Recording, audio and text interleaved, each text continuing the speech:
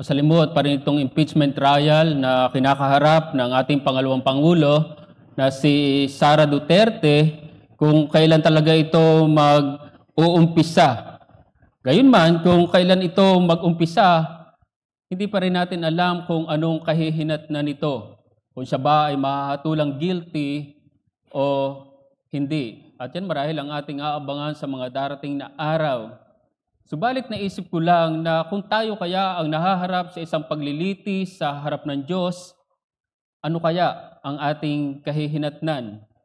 Ano kaya ang magiging hatol o verdict sa atin? Sigurado ako na mahahatulan tayong guilty. And that is beyond reasonable doubt. Subalit ang maganda sa Diyos, hindi tayo iniwan sa ganyang kalalagayan. Tayo ay niligtas ng Diyos sa pamamagitan ni Jesucristo. At iyan ay nangyari nung siya'y pumarito sa lupa upang magdusa doon sa krus ng Kalbaryo. Subalit bago pa man na naging pagdating o ministeryo ng ating Panginoong Hesus, meron munang unang nagpakita. At yun ay walang iba kundi si Juan Bautista.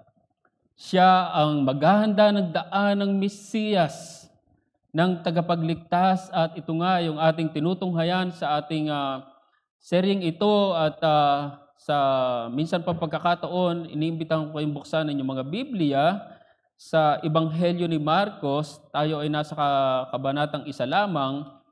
Ang tuon ng ating mensahe ngayong hapon ay mula talatang 6 hanggang 8, subalit minabuti ko na umpisahan muli ito sa talatang 1. Marcos 1, talatang 1 hanggang 8. Ito po ang sinasabi ng salita ng Diyos. Ang pasimula ng Ebanghelyo ni Jesucristo, ang anak ng Diyos. Ayon sa nasusulat sa Isaias na propeta, narito ipinapadala ko ang aking sugo sa iyong unahan, na maghahanda ng iyong daan. Ang tinig na isang sumisigaw sa ilang, ihanda ninyo ang daan ng Panginoon, tuwirin ninyo ang kanyang mga landas.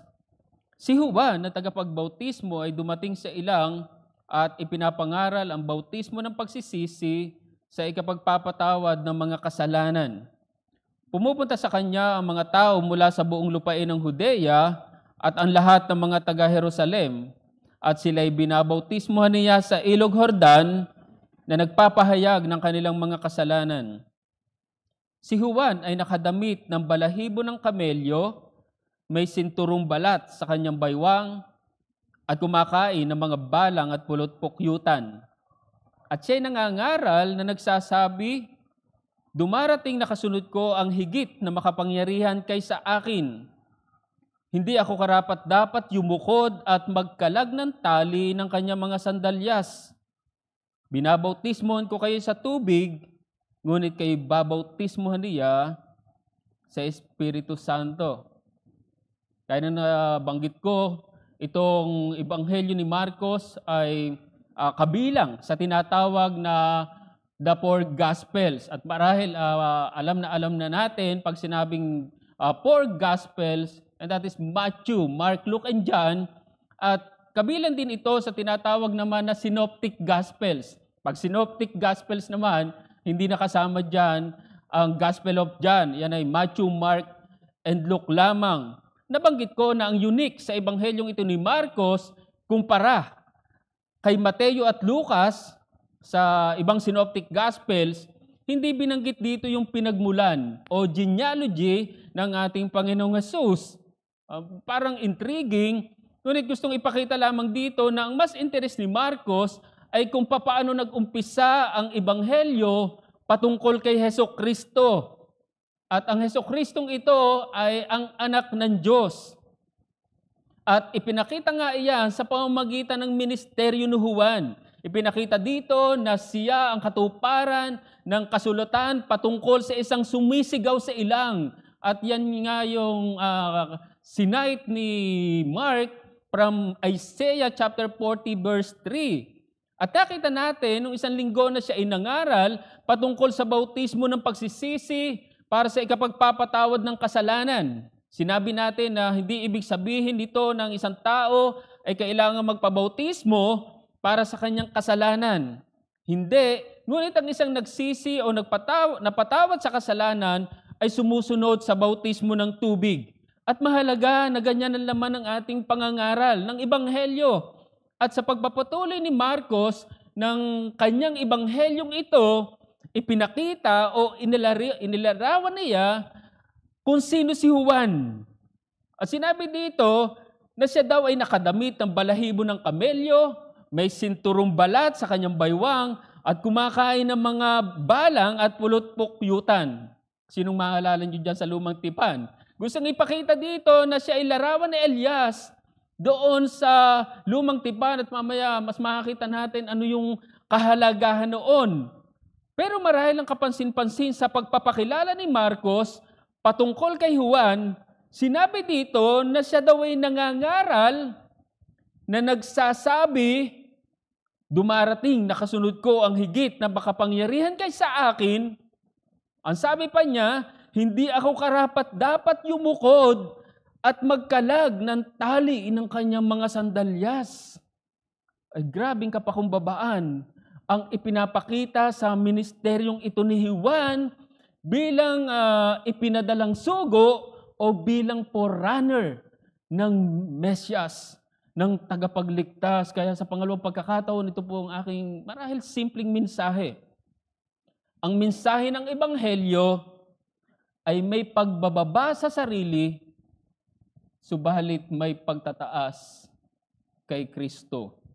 Ang mensahe ng Ebanghelyo ay may pagbababa sa sarili, subalit may pagtataas kay Kristo. At mahalagang mensahe ng Ebanghelyo yon. Siguro kung kayo ay nasa kalalagayan ni Juan bilang sinugo, bilang forerunner, marahil matutokso kayo na ang kinin, ang katatayuan ng ipinaghahanda mo ng daan. Marahil matutokso kayo na ang kinin na ikaw na yung mismo yung Kristo. Hindi naman siguro simple na maging sugo. Hindi naman siguro simple na maging forerunner ng tagapagligtas, kakaiba yon. At yan mismo ang ipinapakita sa ating teksto. Ipinakita dito na si Juan man ay makapangyarihan. Subalit ipinakita niya na higit daw na makapangyarihan ang darating na kasunod niya. So dyan mapapansin nyo ang kababaang loob ni Juan. Ngayon, nais kong tingnan natin ang dalawang bagay na nagpapakita ng kababaang loob ni Juan bilang sugo, bilang forerunner ng tagapagligtas. Una, itinuturing ang sarili na higit na mababa. Pag pinag-usapan yung kababaang loob ni Juan, unang bagay ay itinuturing ang sarili na higit na mababa, subalit pangalawang bagay ay itinuturing si Kristo na higit na mataas. So yung unang bagay na makakita natin sa kababaang loob ni Juan bilang forerunner ng Mesaya, itinuturing o kinikilala ang sarili na higit na mababa. Nabanggit ko na ipinapakita dito na si Juan man ay makapangyarihan. Walang duda yan. Siya inihalin tulad sa larawan kay Elias sa lumang tipan. Maalala niyo na si Elias ay propeta ng Diyos na ginamit para panumbaligan ng mga tao ang bayang Israel sa Diyos, sa kanya kay Yahweh. Yan ang maalala niyo kay Elias na may labanan, may battle sa Mount Carmel. Iyon ay labanan ng mga propeta at si Elias bilang nag-iisang propeta ng Diyos. So pinapakita doon kung sino si Elias. At ito'y inihalin tulad kay Juan sa paghahayag na ipapanganak si Juan. Ay ganito ang naging paglalarawan ng Angel Gabriel sa kanyang mga magulang na si Zacarias at si Elizabeth. In Luke chapter 1 verse 15 to 17, pansinin nyo, sapagkat siya'y magiging dakila sa harapan ng Panginoon at hindi siya iinom ng alak o ng matapang na inumin, siya'y mapupuno ng Espiritu Santo mula sa sinapupunan ng kanyang ina. Marami sa mga anak ni Israel ang panunumbalikin niya sa pangalan sa Panginoon nilang Diyos. Siya'y lalakad sa unahan niya sa Espiritu at kapangyarihan ni Elias upang papanumbalikin ang mga puso ng mga magulang sa kanyang mga anak at ang mga suwail sa karunungan ng mga matuwid upang ihanda ang isang bayang nakalaan sa Panginoon. So mapapansin nyo yung naging paglalarawan kay Juan, magiging dakila. At sinasabi na siya parang ay nasa unahan, lalakad siya sa unahan, sa Espiritu daw at sa kapangyarihan ni Elias. So mapapansin nyo yung pagiging dakila, makapangyarihan ni Juan. Katunayan, yung sinasabi dito na nagdatingan daw, nakaraang linggo, ito yung ating naging focus ng mensahe, nung nagdatingan daw ang mga maraming tao sa iba't ibang lugar, may ibig sabihin yan. Ipinapakita dito na tila nagkaroon ng ingay ang ginagawang ito ni Juan. Imagine, nagdatingan yung mga taga-Jerusalem, mga sa palibot ng Judea, kakaiba yon, hindi yung basta-basta nangyayari. At iyon ay nangyari dahil sa pangangaral o sa ginagawang bautismo ni Juan. So diyan mapapansin nyo, tila ipinapakita yung popularity ni Juan dahil sa kanyang ginagawa. Pero sa kabila niyan, pinakita yung kababaan loob ni Juan. Sinabi dito na hindi daw siya karapat-dapat magtanggal o magkalag ng tali ng mga sandalyas ng Panginoon. Yan ang sinabi niya sa napakaraming tao. Marahil tinitingnan siya na, sino ba to? Mamaya makita natin, ganyan ang naging mga pagtatanong sa kanya. Sino ka ba? Pero pinakita niya na mayroong higit na makapangyarihan na dumarating na kasunod niya. Alam niyo, yung pagtatanggal ng mga tali ng sandalyas noon ng isang tao, ay gawain lang yun ng isang alipin. Mababang uri. Sila lang ang gumagawa noon. Katunayan, yun daw isang disipulo ng guro o ng rabay noon, ay ginagawa ang lahat sa kanyang rabay, liban lang sa pagtatanggal ng sapatos o ng sandalyas ng kanyang rabay. Imagine that. Pero sinasabi ni Juan, siya daw ay hindi man lang karapat dapat magtanggal ng panali ng sandalyas ng kanyang Panginoon. Grabe kamangha-mangha yung ipinapakita dito. So ang lingkod ng Ebanghelyo, o pwede nating sabihin, ang mensahero ng Ebanghelyo, ang ginamit ko lingkod, para hindi nakapokus sa mensahero lang, lingkod, marahil tayong lahat. Ang lingkod ng Ebanghelyo ay hindi tumitingin sa sarili, sa halip tumitingin kay Kristo. Dahil nga sa dami ng taong dumadating para magpabautismo kay Juan, pwede siyang matukso na ang kininang para kay Kristo. Maalala nyo na minsan ay natanong si Juan kung sino daw ba siya. Pero anong sagot niya? Pansinin niyo ang sabi sa Juan, ito si John de Belavit to, sumulat ng Gospel of John, sinabi sa Kabanata 1, talatang 11 hanggang 27, ito ang sinabi niya, ito ang patotoo ni Juan, referring to John the Baptist, nang suguin ng mga Hudyo, ang mga pari at ang mga Levita mula sa Jerusalem upang siya'y tanungin, sino ka ba? Siya'y nagpahayag at hindi ikinaila, kundi sinabing, hindi ako ang Kristo. Siya'y kanilang tinanong kung gayoy, ikaw ba si Elias? At sinabi niya, hindi ako. Ikaw ba ang propeta? At siya'y sumagot, hindi. Sinabi nila sa kanya, sino ka ba? Bigyan mo kami ng may isasagot sa mga nagsugo sa amin. Ano ang masasabi mo sa iyong sarili? Sinabi niya, ako ang tinig na isang sumisigaw sa ilang na lugar, tuwirin ninyo ang daan ng Panginoon, gaya ng sinasabi ng propeta Isaias. Sila'y mga sugo, buhat sa mga Pariseyo. Siya tinanong nila, kung gayoy, bakit ka nagbabautismo? Kung hindi ikaw ang Kristo, si Elias o ang propeta, Sila'y sinagot ni Juan, ako'y nagbabautismo sa tubig, sa gitna ninyo'y may isang nakatayo na hindi nyo kilala, na pumaparitong kasunod ko at hindi ako karapat dapat magkalag ng panali ng kanyang sandalyas. Ay, grabing kapakumbabaan ang ipinapakita dito.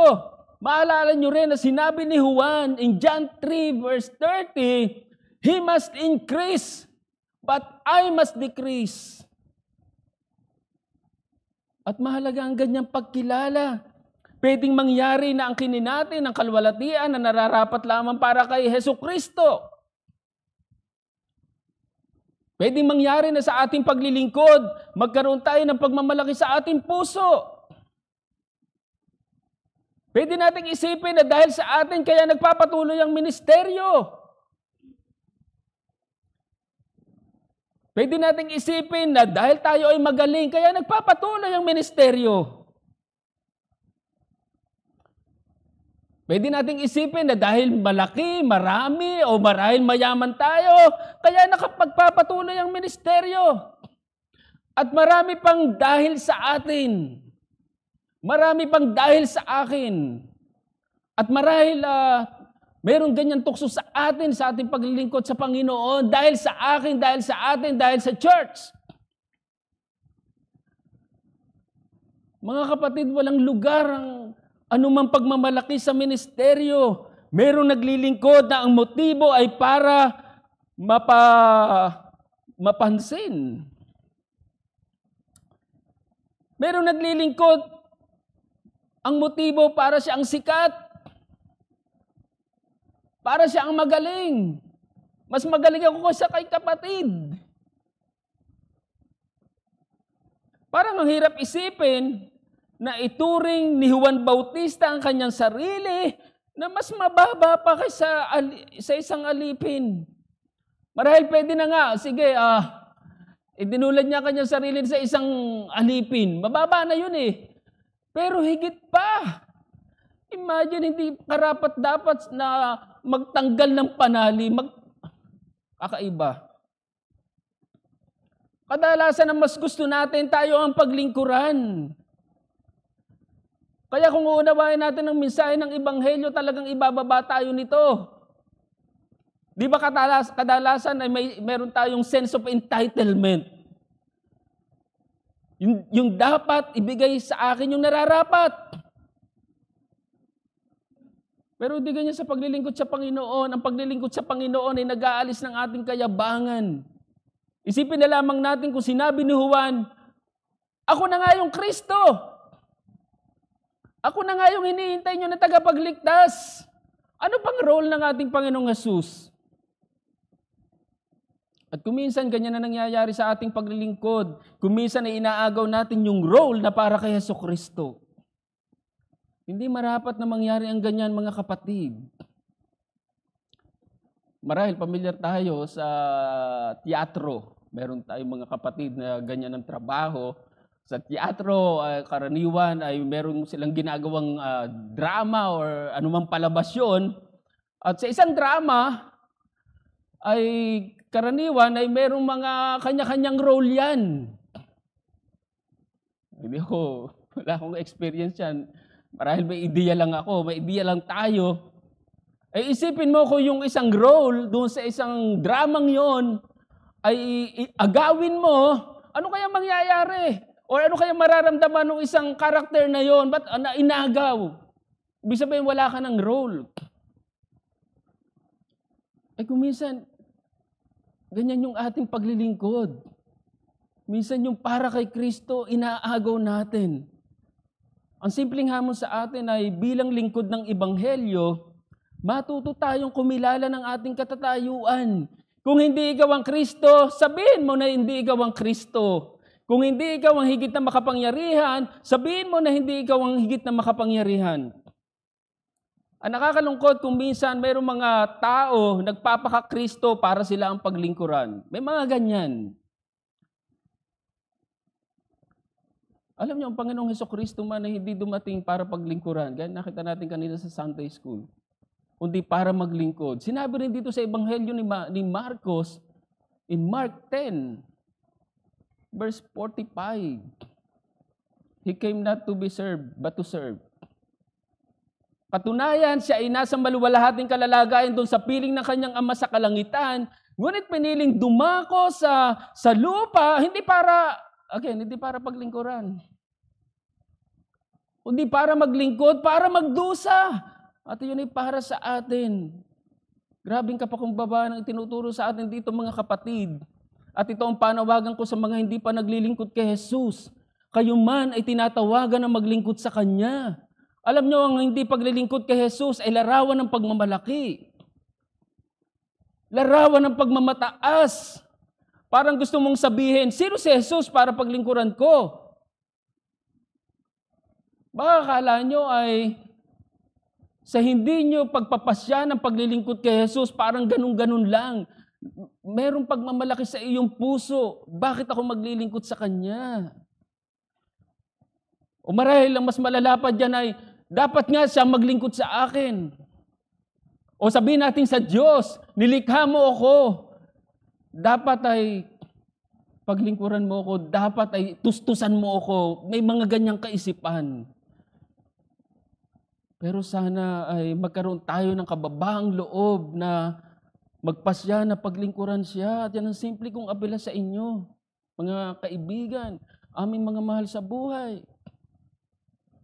At sa atin naman na naglilingkod na kay Jesus, marahil pribilehiyo na magkapaglingkod sa Kanya, sapagkat tayo ay naglilingkod sa isang hari ng mga hari, Panginoon ng mga Panginoon. Subalit kung minsan ay sa atin natutuon yung glory, yung credit. Mga kapatid, ang ganyang uri ng paglilingkod ay blasphemous, mapamusong. At kaiingat tayo dito mga kapatid, baka hindi natin namamalaya na nagiging mapamusong na tayo sa ating pinaglilingkuran. Siguro kung may maalala kayo kay Buddha na dinodiyos na ibang mga bansa like Thailand, ang sabi niya ay, know your infinite. Alamin mo daw na ikaw ay walang hangganan. Know that you're infinite. No, we're not infinite.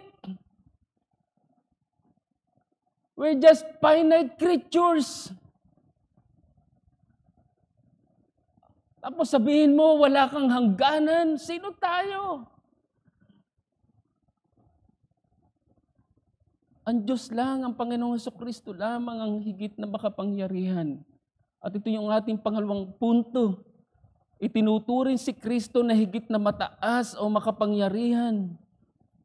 Again, nakita natin si Juan man sa isang banda ay makapangyarihan. He's a great prophet.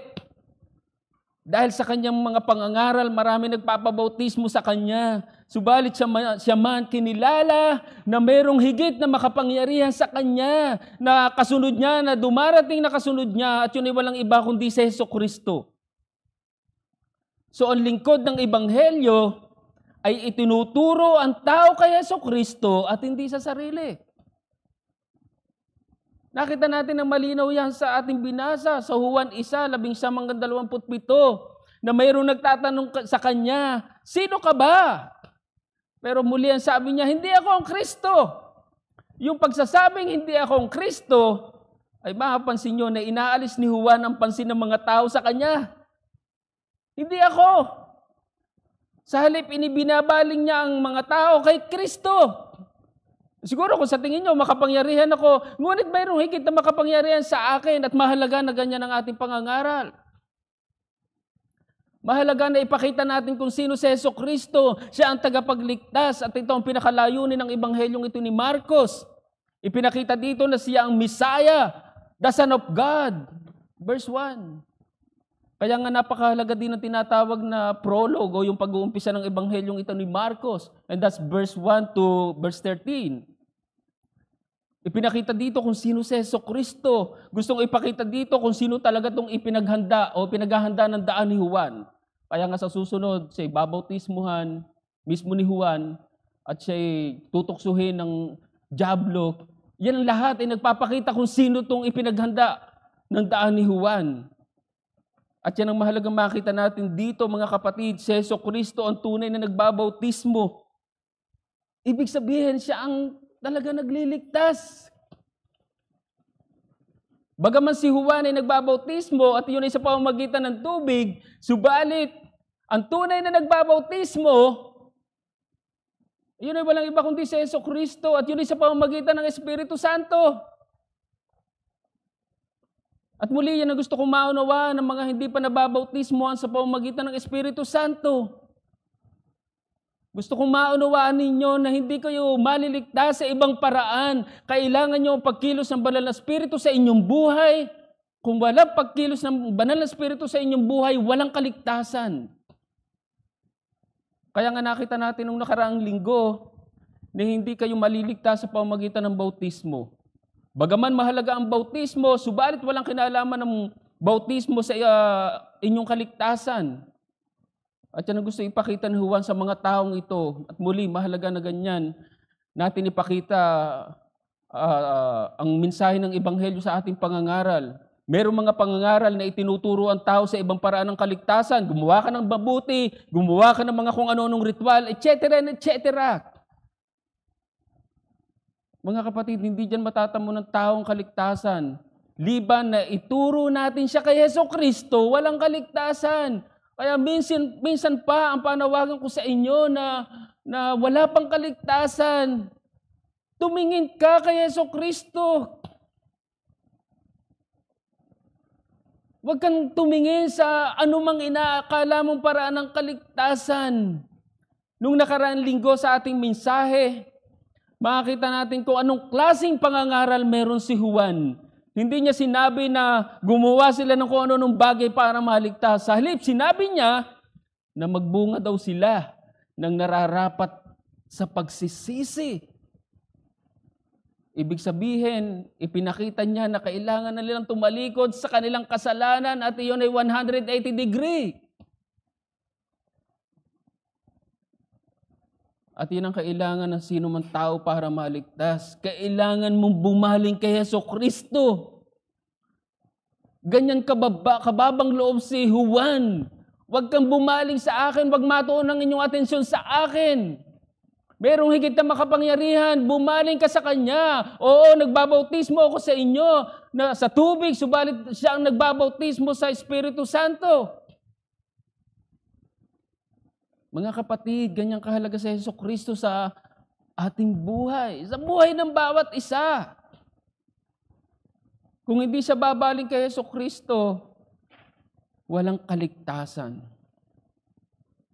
Maalala nyo sa aklat o sa Ebanghelyo ni Marcos, pinagaling niya yung isang demon-possessed, pinagaling niya yung isang babae na 12 taon na dinudugo, binuhay ang isang batang babae, pero bago pa nga yun, ay pinakalma niya ang malakas na bagyo.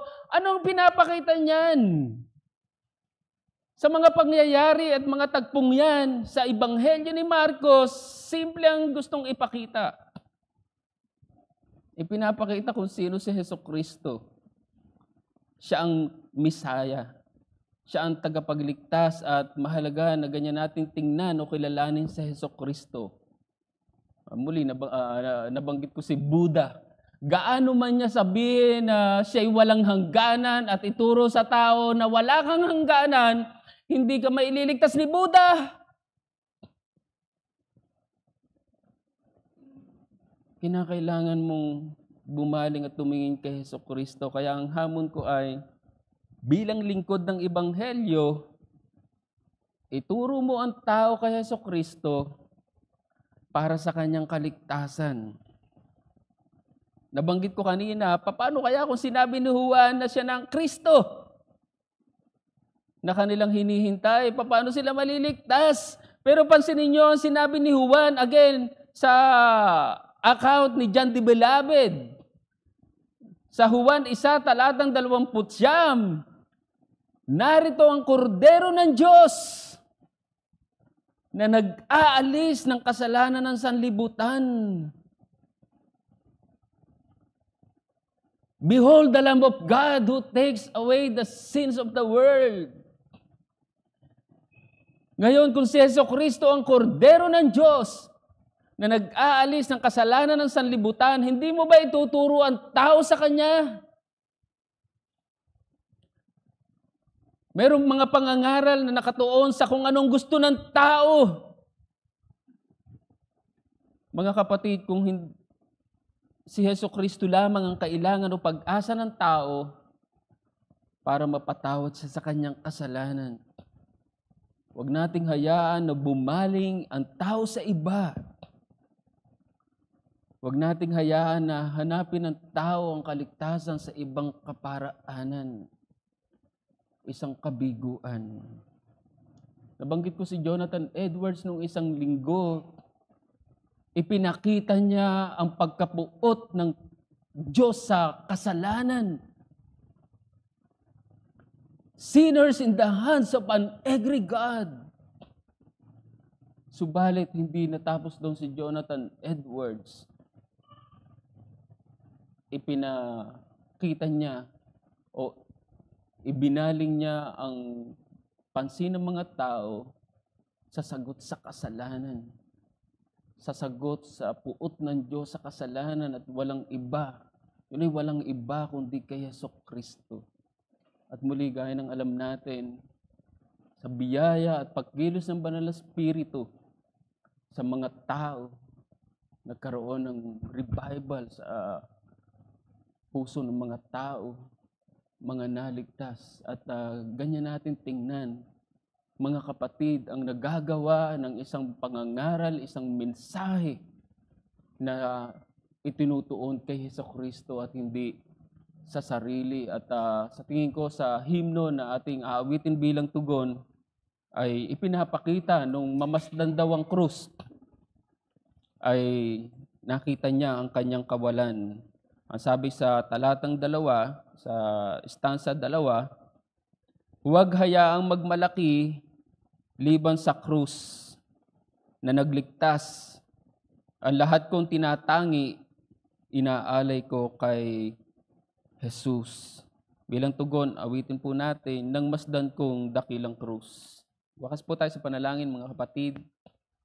O dakila namin Diyos, sa aming mapagbiyayang Ama, nagpapasalamat kami muli sa iyong salita na muli ay pumailang lang sa aming kalagitnaan. Salamat sa iyong kabutihan sa amin, sa iyong iglesia. Salamat at patuloy ka nagpapaalala sa iyong salita at ugnay sa mensahe o ebanghelyo na aming dala at ipinapangaral. Salamat sa minsan pang pagpapaalala na ang mensahe ng ebanghelyo ay hindi tumitingin sa sarili, kundi tumitingin kay Kristo. At salamat sa kababaang loob na ipinakita ni Juan na nakita niya ang kanyang sarili na kahit sa pagtatanggal ng mga tali ng iyong sandalyas ay hindi siya karapat-dapat. At nawa nga Panginoon ay tunay na makita namin sa aming mga sariling aming kababaan. Kami ay mga kasangkapan niyo lamang na hindi karapat-dapat. Kami kinahabagan niyo lang, Panginoon. At naway tulungan niyo kami na sa aming paglilingkod sa iyo ay tunay na nadoon ang kababaang loob. Sana ay hindi umiral ang anumang mga pagyayabang sa aming mga puso. Tunay na pribilehiyo makapaglingkod sa iyo. Ikaw ang Panginoon ng mga Panginoon, Hari ng mga hari, higit na mataas sa lahat. Ngunit, O Diyos, kung minsan ay kami ay nagiging Panginoon sa aming mga sarili. Minsan ay inaagaw namin ng kalwalatian na sa iyo lamang. Patawarin niyo kami sa mga bagay na ito, Panginoon, at tulungan kami na tunay na ibaling ang mga tao sa iyo lamang. At naway ito yung minsan pa na paalala, mensahe sa aming mga kasama ngayon, aming mga mahal sa buhay, sa aming mga bisita. Salamat sa isang pang mensahe sa kanila na makita nila ang kawalan sa kanilang mga sarili. Anumang marahil kaparaanan ng kanilang iniisip. Saan man sila bumaling ay tunay na sila'y mabibigo at naway tulungan niyo sila na bumaling sa iyo lamang, aming Panginoon. Salamat muli, O Diyos, sa mga oras na to. Salamat sa ginugol namin na oras, panahon sa pagsamba sa iyo. Salamat sa iyong salita at tulungan kami na sa pagbalik namin sa mundo, simula bukas ay mailapat namin ang mga mensahe na aming narinig ngayong araw. Ito po ang aming panalangin sa pangalan ng aming Panginoong Hesus. Amen.